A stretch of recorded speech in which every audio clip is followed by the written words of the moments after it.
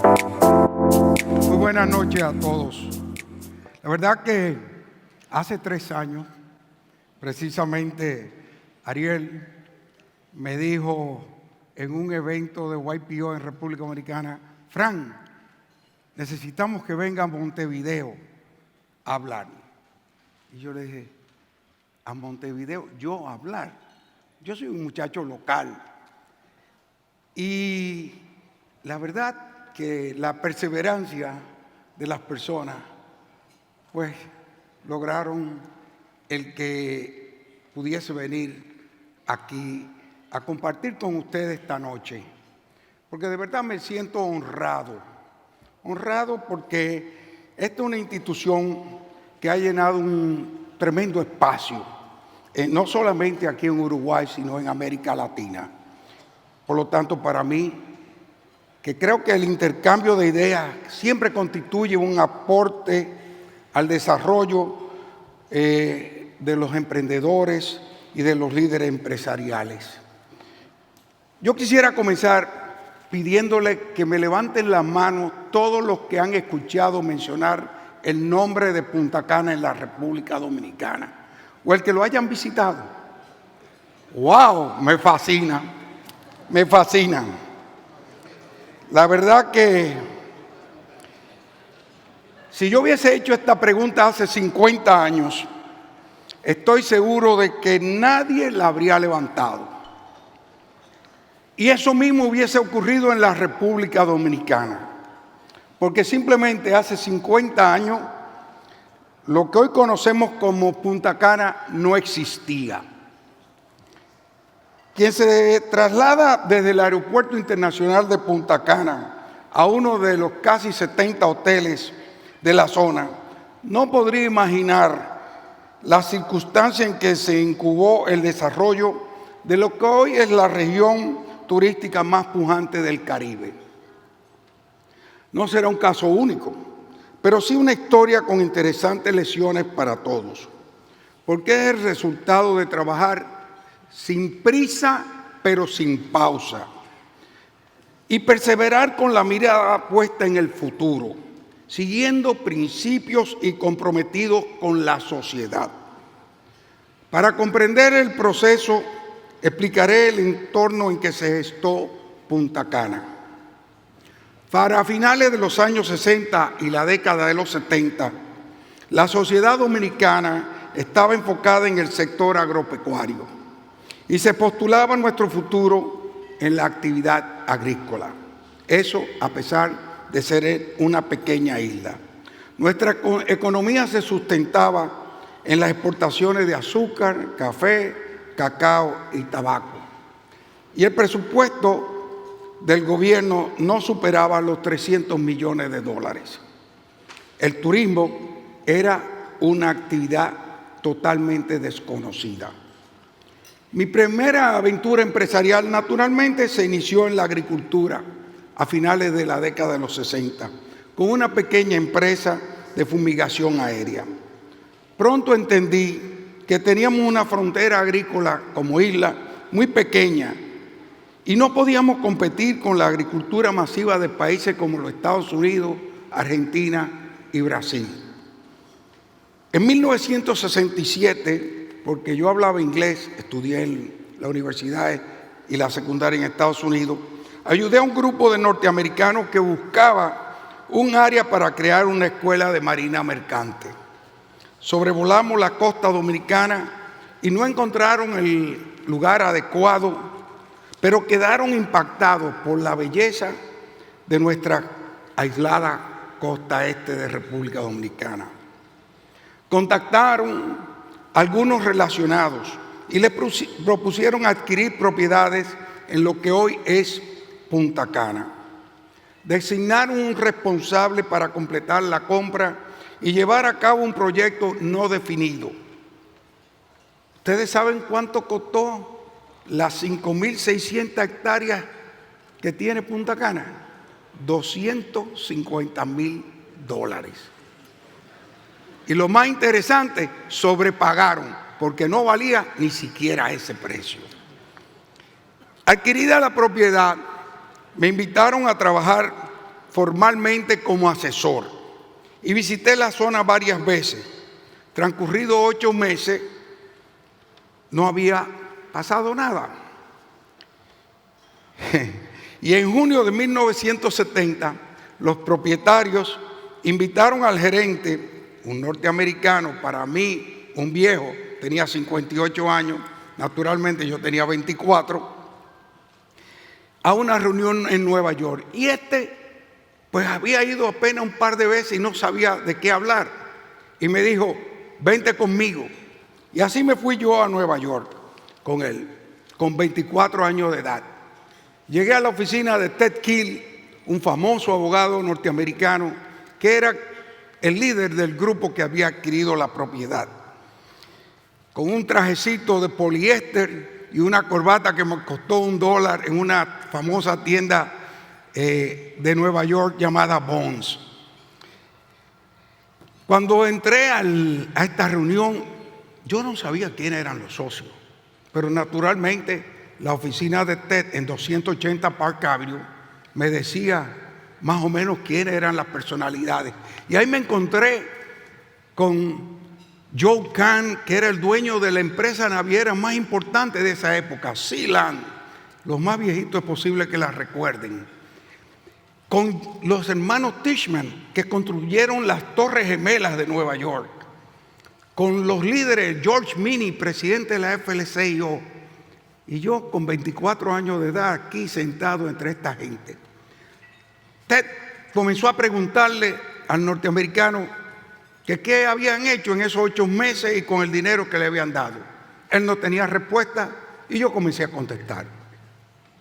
La osadía de los 24 años de edad. Naturalmente, después de la tercera pregunta que yo comencé a contestar, ya no le preguntaron más a él. Comenzaron a preguntarme a mí qué se podía hacer. Y naturalmente, yo pues le comencé a contestar porque había leído en una revista que en ese entonces era muy conocida, Life en español. Yo había leído tiempo antes sobre un hotel que estaban construyendo en una villa pesquera del Pacífico mexicano. Y decían que era para llevar ahí un crew a filmar una película. Y que después que esa película saliera, eso se iba a convertir en un destino turístico. La película La Noche de la Iguana con Richard Burton. Y naturalmente Ava Gardner, toda la famosa Deborah Kerr de esa época. El lugar, Puerto Vallarta. Y yo dije, eso es lo que tenemos que hacer aquí, en este lugar. Naturalmente, nunca supieron hasta décadas después que todo lo que yo dije era producto de lo que había leído en una revista. Una semana más tarde, Ted Keel me llama y me invita a pasar un fin de semana en su casa de veraneo en San Tomás, la isla de San Tomás, en las Islas Vírgenes. Y yo fui, pero ya ahí fui un poco más preparado. Cuando me comenzó a preguntar, yo tenía contesta. Yo dije, había que hacer un pequeño hotel de 20 habitaciones, 10 cabañitas. Y tenía los precios, lo que le costaba a uno. Le dije que había que comprar un tractor. Y me dijo, ¿un tractor? ¿Y para qué? Digo, no hay carretera. Hay que abrir un camino de 86 kilómetros desde el poblado más cercano hasta allá. Sí, ese tractor, que todavía está y lo tenemos en exhibición. Le dije que teníamos que construir unas pisticas de tierra de 600, 700 metros para poder volar en avionetica. En la República Dominicana en ese entonces nada más habían 2 helicópteros, el del presidente y el de la escolta del presidente. Y yo había logrado que nos alquilaran el de la escolta los días que el presidente no volaba. Pero así no se podía llegar a ningún lugar. Pues bien, cuando terminamos la exposición, Ted me dijo que cuánto yo ganaba. Y fue la única vez que le mentí en todos los años que tuvimos de socio. Yo le dije que ganaba $800 mensuales. En el año 70 en República Dominicana el presidente ganaba $600 y yo me puse 800. Y me dijo, quiero que venga a trabajar con nosotros para hacer eso que tú dices. Y me ofreció $1,200 mensuales de salario. Y ahí tomé una de las decisiones más osadas de mi vida. Le dije que no. Las piernas me temblaban. Estábamos sentados en una mesa y yo temblando. Y me dice, pero te estoy pagando un 50% más de lo que tú ganas. Y yo le dije, sí, Ted, pero yo siempre dije que yo no trabajaba si yo no era socio. Me dijo, ¿te vendemos acciones? Y yo le dije, yo no tengo dinero para comprar acciones. Me dijo, bueno, pero tu familia. Digo, mi familia es una cosa y yo soy otra. Y Ted, que era un hombre brillante, era el mediador laboral más importante de los Estados Unidos, había sido asesor de Kennedy y de Johnson, me dijo, vamos a hacer lo siguiente, te voy a pagar $1,000 mensuales, que es 20% más que lo que tú ganas. Yo ganaba 250. Y si tú haces lo que tú dices que se puede hacer en el tiempo y en el presupuesto, a la vuelta de 2 años te damos el mismo número de acciones que tenemos nosotros. Nos dimos la mano y así comenzó la historia de Punta Cana.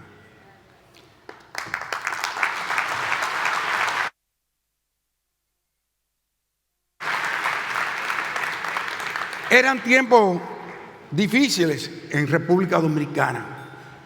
Todos pensamos que siempre es difícil, no importa en el país que estemos, en América Latina. Pero hacía solamente 9 años que habíamos salido de una dictadura de 30 años, la dictadura de Trujillo. Pero no solamente esa, hacía solamente 4 años que habíamos tenido una guerra civil y una ocupación norteamericana. Imagínense ustedes hablar de turismo en esas condiciones. Vivíamos un tiempo de inestabilidad política con una economía que, como le dije, le llamábamos del postre, porque era café, cacao y azúcar. A la propiedad, pues como le decía, para llegar nos tomaba 5, 4, 5 horas desde el poblado más cercano, que era en ese entonces una villa, la villa de Higüey, con apenas 20,000 habitantes. En toda la zona, en ese trayecto, habían 52 familias. Miren, esa era la carretera que yo hice. Ya ustedes se imaginan. Y como decía anteriormente, el lugar le llamaban Punta Borrachón o Yauya. Y decidimos que había que buscar un nombre más comercial. Y ahí se me ocurrió, vi en un plano de esos que antes tenían las estaciones gasolineras, que había un lugar en República Dominicana que se llamaba Punta Cana. Y dije, ese es un nombre comercial. Y le pusimos el nombre de Punta Cana. El primer paso, naturalmente, fue la construcción de ese pequeño hotel de 20 habitaciones y la pequeña pista. En 1971, miren lo que era el aeropuerto de Punta Cana. En 1971 lo inauguramos. Ya yo me sentía hotelero, empresario, lo que uno siente a los 25 años de edad. Y no olvido que el presidente Balaguer fue a la inauguración. Y en la inauguración su pregunta fue, amigo Rainieri, ¿y usted no encontró un lugar más cercano? En 1973 se aprobó una ley de incentivo al desarrollo turístico de la República Dominicana y el gobierno creó y financió el primer proyecto, que fue en la costa norte de la República Dominicana. A pesar de las excelentes condiciones de Punta Cana, esta no fue incluida en la agenda turística que asumía el Estado dominicano. Sobrevivimos 7 años, pero estábamos conscientes de que necesitábamos un proyecto de renombre internacional. Logramos una cita con Gilbert Triganó, principal ejecutivo del Club Mediterráneo, en su oficina de París. Lo convencimos de las bondades de Punta Cana.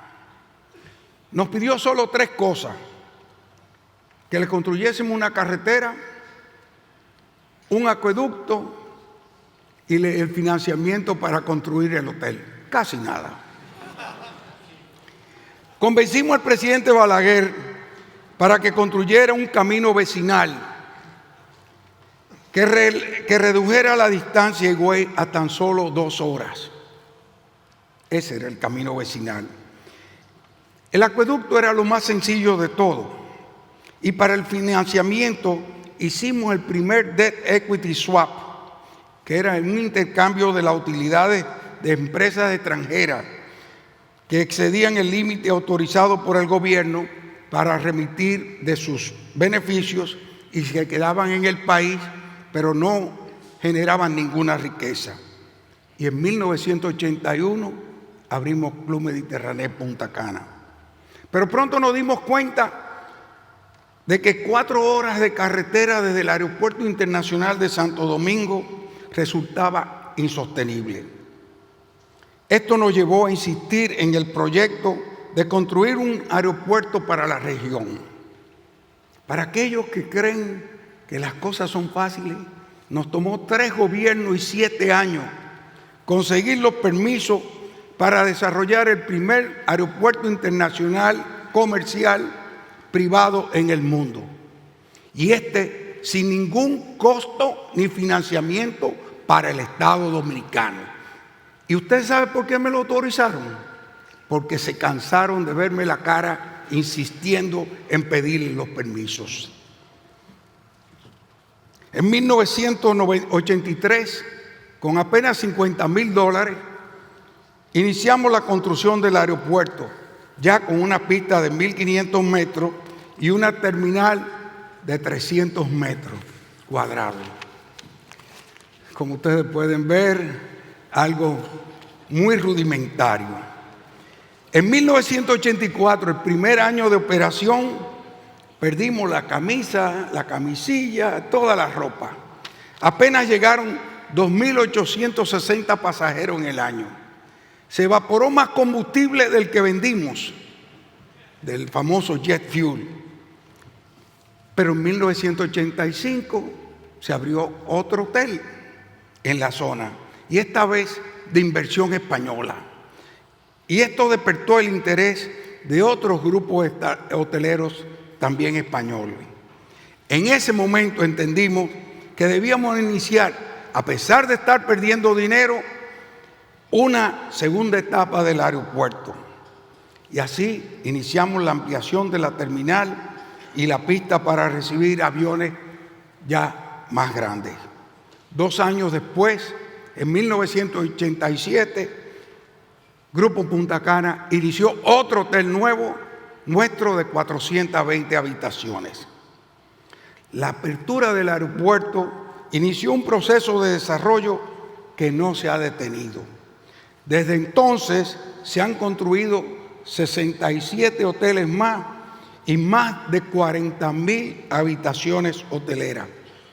La zona se convirtió en el hogar de decenas de miles de personas que vinieron a trabajar de todos los rincones de la República Dominicana y de decenas de países del mundo. En 1990 llegaron al aeropuerto 71,000 turistas. En el 2000, fíjense, pasamos de 2,000 a 71,000. En el 2000 ya estábamos recibiendo 888,000. En el 2010 1.800.000. En el 2018 recibimos 3.904.000 turistas por vía aérea al Aeropuerto Internacional de Punta Cana. Desde el año 2014, el aeropuerto recibe más del 65% de los turistas que llegan a la República Dominicana y más del 52% de todos los pasajeros que llegan a la República Dominicana.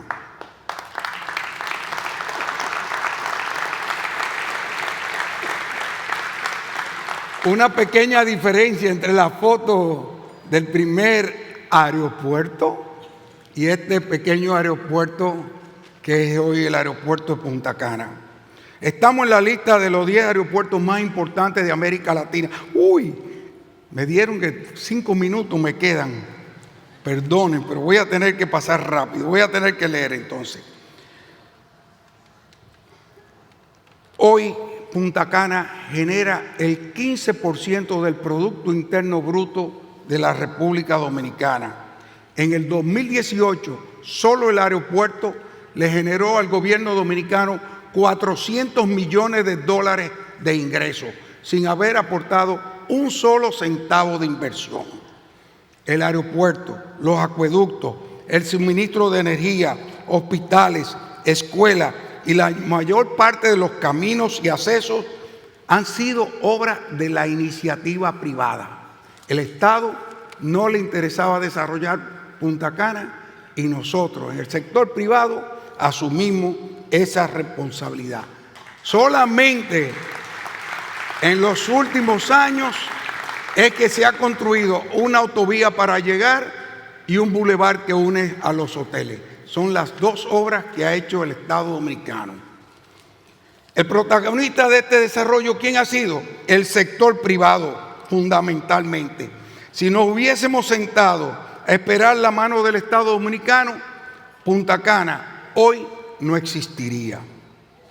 No fue hasta 1986 que Punta Cana fue calificada para recibir los famosos incentivos turísticos. Y ahí quiero hacer un señalamiento porque es algo que vivimos todos los latinoamericanos. Yo no le llamo ley de incentivo, sino ley de competitividad, porque son medidas sin las que el producto turístico no podría competir. Si se quiere turismo, hay que acudir a un mercado mundial en el que la competencia es agresiva y cada año surgen nuevos destinos. Y es necesario asegurar condiciones para que el país sea un lugar atractivo para la inversión con una equilibrada relación calidad-costo. Podríamos hablar durante horas sobre esta historia que convirtió un lugar perdido en la geografía dominicana en el principal polo turístico, pero no me queda tiempo.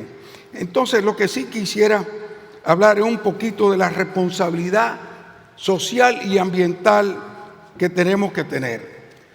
En Grupo Punta Cana decimos que eso tiene que estar en nuestro ADN. Nuestros innovadores programas ambientales de conservación de los recursos marinos incluyen siembra de corales, preservación de especies, etc. Tenemos planes sociales que incluyen policlínicas, clínicas. Ustedes están viendo las obras que hacemos. Y estos benefician no solo a nuestros empleados, sino a la comunidad completa. Cuando miro hacia atrás en este proceso para compartir la experiencia y tengo que resumir lo aprendido, pienso que lo primero es tener la capacidad de entender hacia dónde nos llevan las fuerzas del cambio y los determinantes económicos del futuro.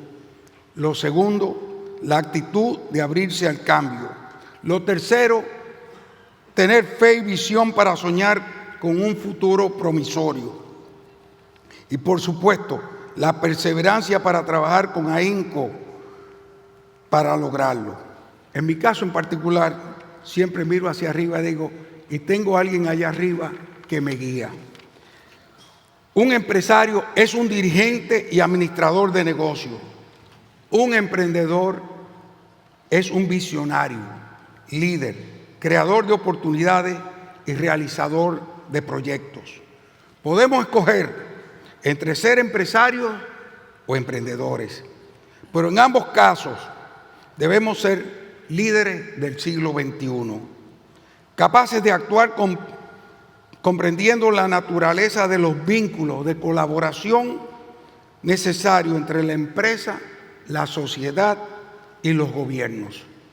Ser líder del siglo XXI demanda superar el rol corporativo tradicional y nos exige un nuevo enfoque con una mayor cuota de responsabilidad con la inclusión social, la cultura local y el medio ambiente.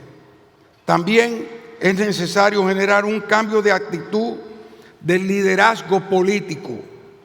La experiencia de Punta Cana nos dice que todo habría sido más fácil con una mayor comprensión de los políticos acerca del rol que corresponde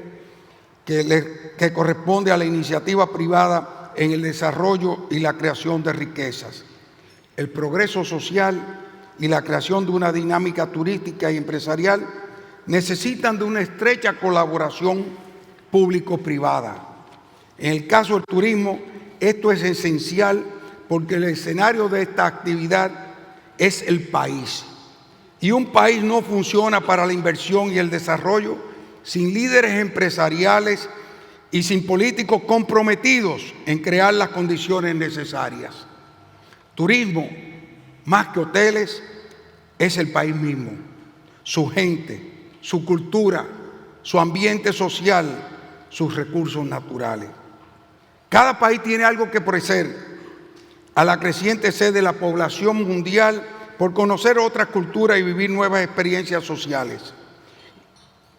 En el año 2000 viajaron por el mundo 680 millones de turistas. El año pasado, 1.400 millones. La proyección para el 2029 es 1.800 millones. El turismo, como en cualquier otro renglón productivo, se trata de observar, descubrir detalles y ver lo que otros no ven.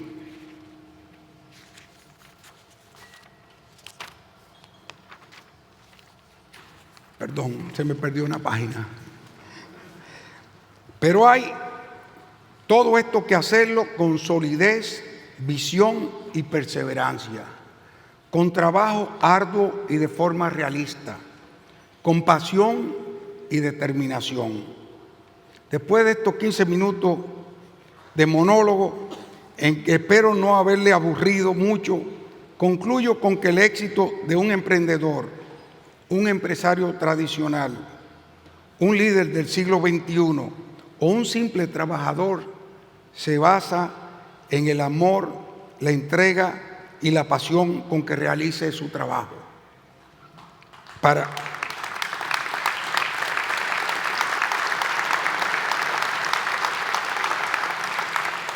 Para mí, Punta Cana ha sido más que un trabajo.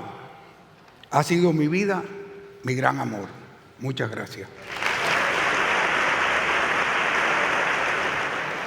Qué bien acompañado estoy, ¿ah? Bienvenido, muy bienvenido. Gracias por acompañarnos.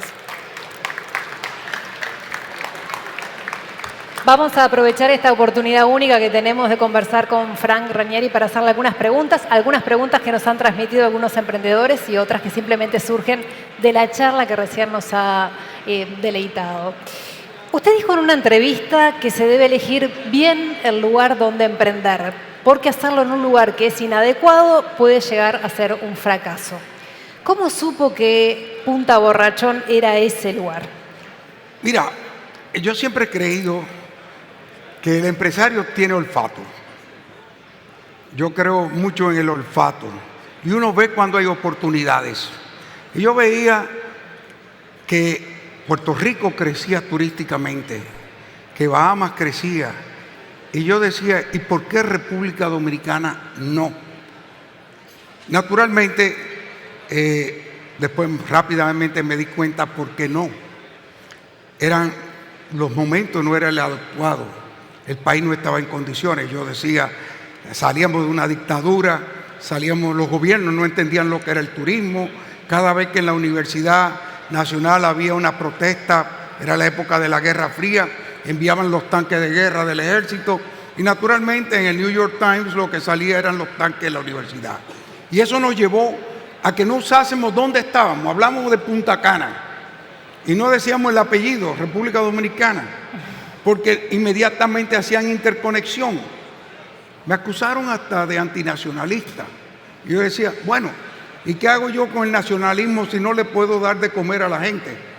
Yo creo que es más importante tú crear algo que repercute en el mundo y que no sea afectado y que genere, como ha generado, cientos de miles de empleos y más de 5 billones de dólares a la economía nacional todos los años.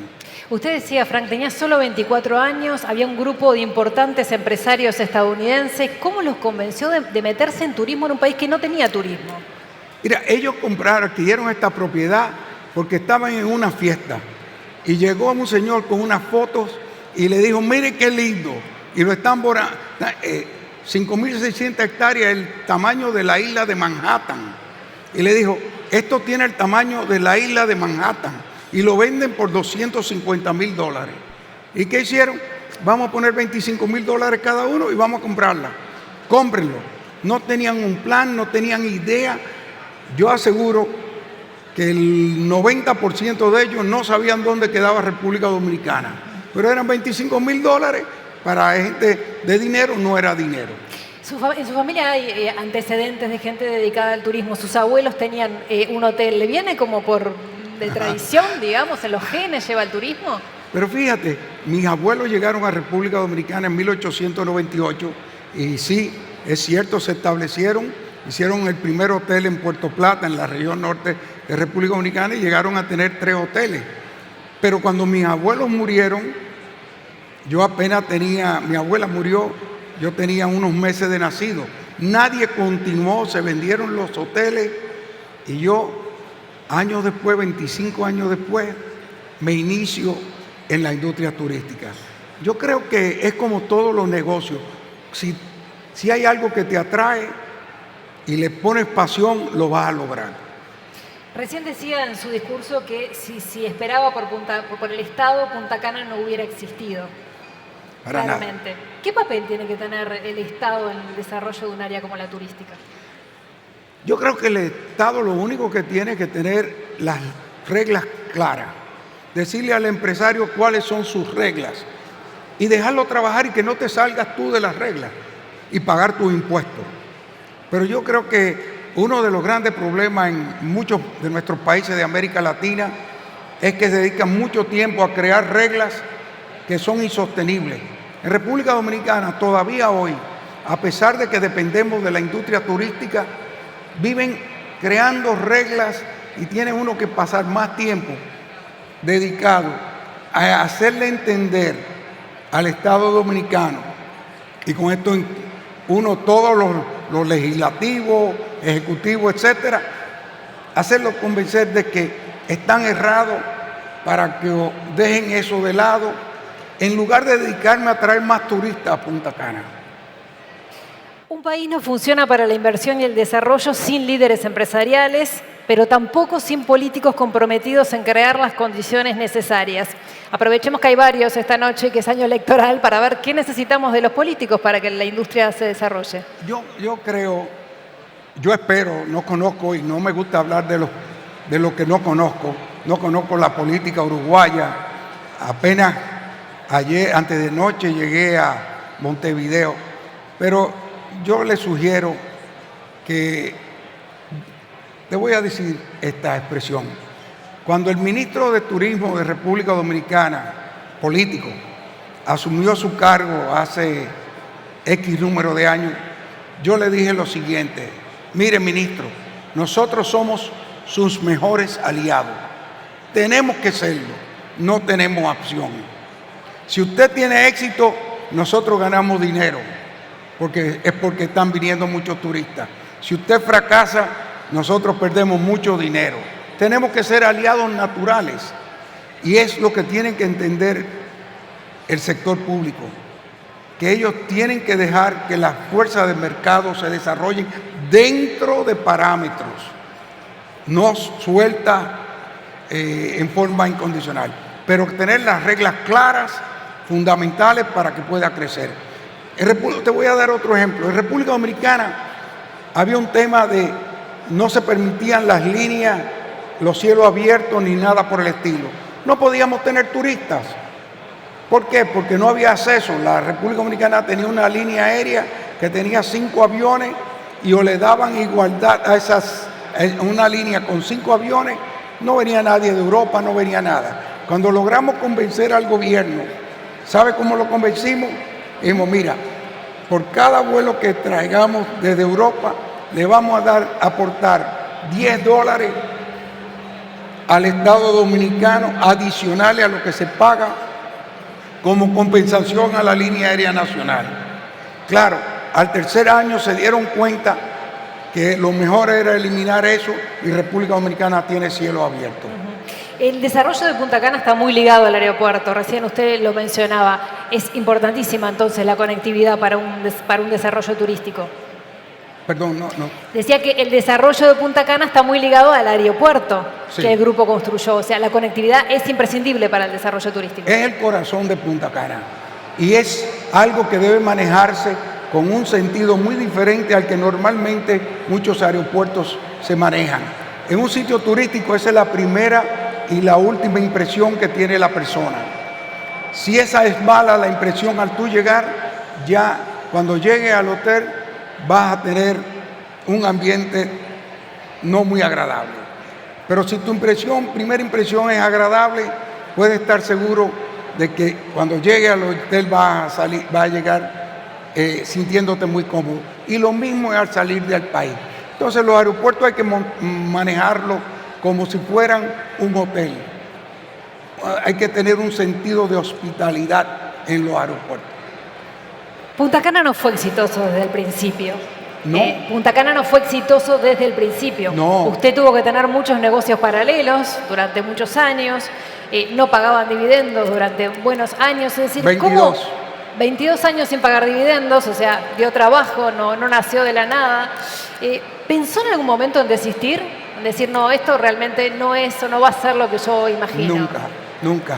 Una de las cosas que yo creo que es muy importante para nosotros los empresarios es realmente entender que queremos hacer un sueño de vida, que el trabajo es como la familia, tú tienes que dedicarle tiempo, tienes que tener amor y pasión. Sin eso no lo vas a lograr. Yo estuve 7 años sin cobrar salario, tuve que hacer una discoteca, restaurantes, represento a los helicópteros Bell, a la Beach Aircraft, tuve pluriempleo. Mi esposa tuvo que hacer relaciones públicas. Cuando necesitaba construir un hotel, no podía pagarle un project manager y le dije a ella, vente, tú eres la project manager a partir de ahora. Es de sacrificio, pero todo lo bueno en la vida requiere sacrificio.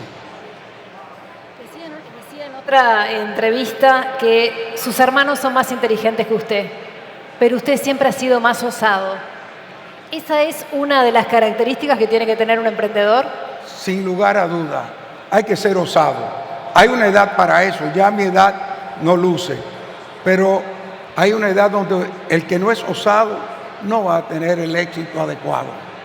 Yo soy de los que creo que hay que tomar decisiones y muchas veces rápidas, que no se basan en estudios de factibilidad ni nada de eso.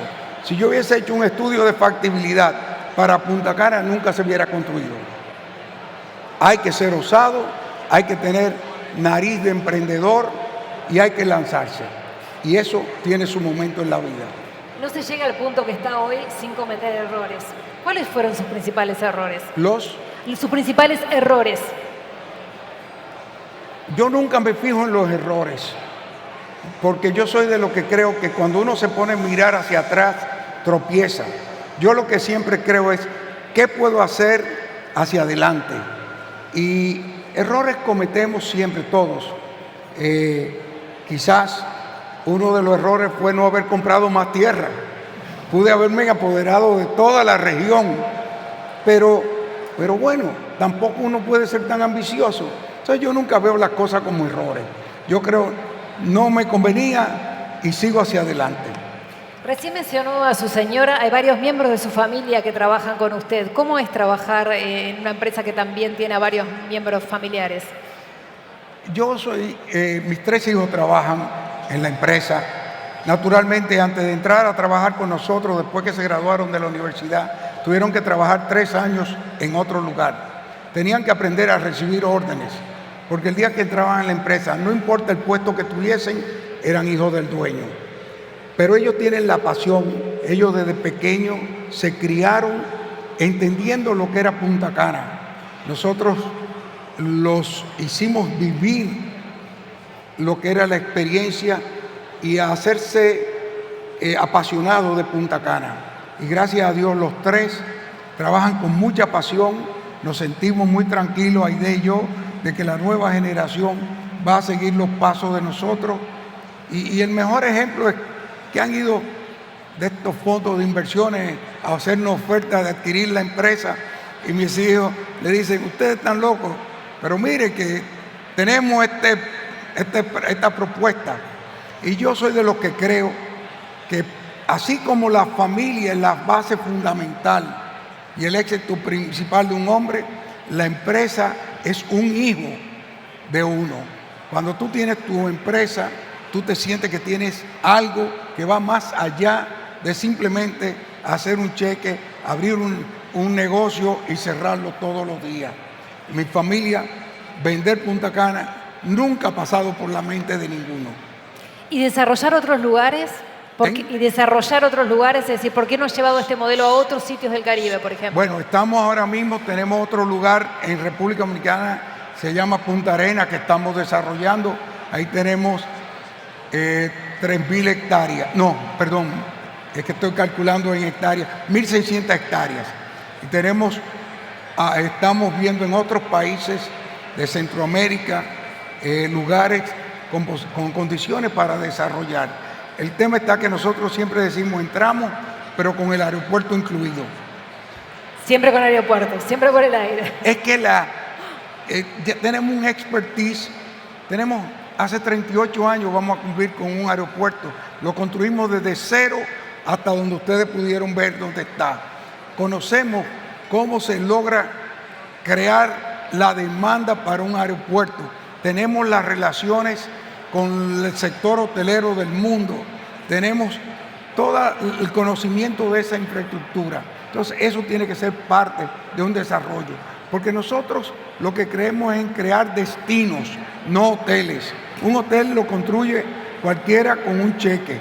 Pero un destino, crear un destino, que es lo que hemos hecho, es otra cosa. A propósito de eso, la forma de hacer turismo ha ido cambiando a lo largo del tiempo. La gente ya no, la forma de hacer turismo, la forma de vacacionar, la gente por ahí ya no busca solamente sol y playa, sino que busca vivir experiencias. Ha cambiado. ¿Cómo se ha adaptado el grupo a esos cambios? Mira, el turismo no es sol y playa, pero siempre tiene que haber un nicho que sea el que atraiga. Y después tú comienzas a desarrollar todo lo demás. Por ejemplo, allá ahora mismo el inmobiliario de segunda vivienda para retirados se ha convertido en muy importante. Ahora estamos trabajando el turismo médico de salud, que es también muy importante. Y lo que hay que ir buscando nichos diferentes para poderte mantener en la pelea internacional. Pero lo más importante son esos números. Cuando yo comencé en la industria eran 300 millones. Ya el año pasado fueron 1.400 millones. Mientras más clase media hay en el mundo, más gente va a viajar. Porque eso es una de las primeras cosas que una persona cuando se incorpora a la clase media quiere hacer. Entonces, va a ser una industria de crecimiento. Las nuevas generaciones de aquí tienen que buscar un nicho para Uruguay. Uruguay tiene que buscar su nicho y colocarse en ese nicho. Y desde ahí se van desarrollando todos los otros sectores del turismo. ¿Cómo se conquistan mercados? ¿Cómo se crea esa marca como Punta Cana, por ejemplo? Perseverancia y visión. Nosotros, la gente se ríe cuando yo le digo que yo voy a los mercados que la revista The Economist me dice. ¿Qué te dice la revista Economist? Me dice qué país va mejorando económicamente. Cuando tú ves que se va mejorando un país, la clase media va creciendo, tú vas a visitarla. Aide y yo nos fuimos en el año 92 a Rusia. Y me dijeron, están locos. Y fue verdad, no llegó el primer ruso hasta 10 años después. Pero nosotros hemos llegado a tener 20 vuelos a la semana desde Moscú y San Petersburgo a Punta Cana, trayendo más de 300,000 turistas rusos al año. Entonces, valió la pena ese esfuerzo. Hay que tener la visión de dónde ir y trabajarlo con perseverancia. El Grupo Punta Cana ha sido distinguido sobre todo en desarrollo sostenible, ¿no? En hacer un turismo que no dañe a la naturaleza. Pero es también quien construyó el aeropuerto y permitió un desarrollo y un montón de otros desarrollos turísticos que no necesariamente tienen esa filosofía. ¿Cómo se preserva, digamos, la naturaleza con este desarrollo explosivo? Mira, yo creo que lo importante es tomar el liderazgo. Cuando se toma el liderazgo con el ejemplo, las cosas fluyen. Cuando nosotros comenzamos, nos propusimos tener un lugar de baja densidad, por ejemplo, y dijimos, no vamos a construir más de 35 habitaciones hoteleras por hectárea y no vamos a construir ninguna edificación de más de 18 metros, que es la altura de una palmera de coco. Y así lo implantamos. ¿Y sabes qué? Hay 44,000 habitaciones hoteleras y todas las han respetado. El ejemplo va llevando a las comunidades a asumir las mismas responsabilidades. Ven que es buen negocio, ven que la gente le agrada. Entonces eso lo vamos multiplicando en todas las áreas. Nosotros comenzamos los programas ambientales. Allá no hay planta de tratamiento y nosotros decidimos comenzar la primera hace 40 años y reciclar el agua. Hoy los 3 campos de golf de nosotros usan agua reciclada en todas las áreas verdes. Todos los hoteleros de la zona tienen plantas de tratamiento, reciclan las aguas y la usan para irrigar sus áreas verdes. El modelo está ahí, lo que hay es que asumir el liderazgo. Cuando uno ve todo el grupo Punta Cana, ve que están, como decía usted, obviamente los resorts, el aeropuerto, pero también hay viviendas sociales, centros educativos, centros médicos. ¿Esos negocios son rentables? ¿Paga dividendos ahora? No, perdón, no te escuché. Le decía que cuando uno ve la actividad general de Punta Cana, del grupo Punta Cana, están los resorts, está el aeropuerto, pero también hay viviendas sociales, centros médicos, centros educativos. ¿Estas cosas son rentables? ¿Esas son? ¿Rentables? ¿Dan dinero? ¿Usted paga dividendos ahora? Mira, uno no puede pensar en este negocio que todo va a ser rentable igual. Pero tenemos que tener un equilibrio, porque hay que tener un equilibrio social. Hay inversiones que son, porque son responsabilidades que tenemos que tener. Hay áreas, por ejemplo, en la zona no había acueducto. Tuvimos que hacer un acueducto. Y hoy tenemos cientos de kilómetros de acueducto. El Estado no llegaba. Entonces nosotros hemos tenido que entender que hay obras que son más de responsabilidad social que como negocio. Que hay obras que son apoyo. Si tú quieres tener hoteles, quieres tener aeropuertos, tú necesitas áreas que no son rentables o tan rentables como son otras. Pero tú tienes que tenerla, porque la comunidad lo requiere. Las viviendas sociales, nosotros estamos construyendo 8.500 viviendas sociales. Tenemos 2 caminos, o tenemos un lugar arrabalizado, que ha ocurrido en gran parte, o nosotros le construimos viviendas accesibles para las personas de menores ingresos y le damos facilidad de financiamiento. No podemos pensar en ganar, pero estamos protegiendo el negocio grande, que es el turismo. Para eso tenemos que hacer inversiones que no necesariamente son rentables. Frank, se nos está terminando el tiempo, pero quisiera preguntarle cómo imagina Punta Cana dentro de otros 50 años más. ¿Cómo imagina Punta Cana dentro de 50 años más? ¿Cómo me lo imagino en el futuro? Mira, yo siempre creo que hay que soñar con los pies en la tierra. ¿Tú sabes lo que quiere decir eso? Yo voy de poco en poco. Nosotros estamos hablando de los próximos 10 años y yo visualizo a Punta Cana con 60.000 habitaciones hoteleras 10.000 residencias de extranjeros, generando el 25% del Producto Interno Bruto de la República Dominicana, con 0 tasa de desempleo en la región, con los salarios promedios más altos de la República Dominicana y un lugar seguro para todo el que lo visita y el que lo vive. Pero uno no puede pensar solamente en esos aspectos.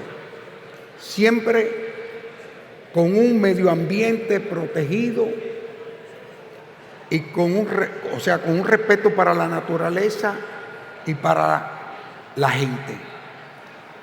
Nosotros usamos el término de que tú no trabajas para una empresa, trabajas para la familia Punta Cana.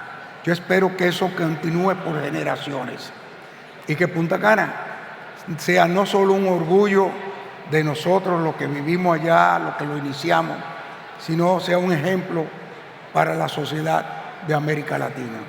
Le agradecemos su tiempo con nosotros hoy, esta noche. Gracias, Frank.